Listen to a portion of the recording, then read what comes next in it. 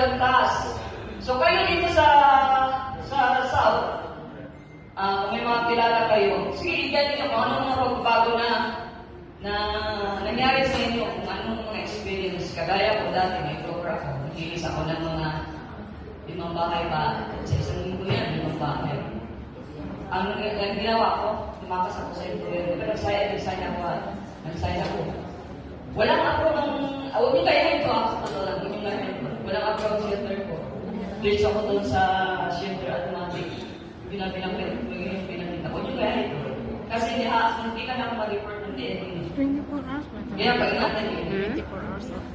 Every feel they are contributing to the cause. So, kailangan mararamdaman lahat na nagko-contribute. Kung may concern kayo, kung may problema kayo sa ninyo, or sa ano man. So, lahat kayo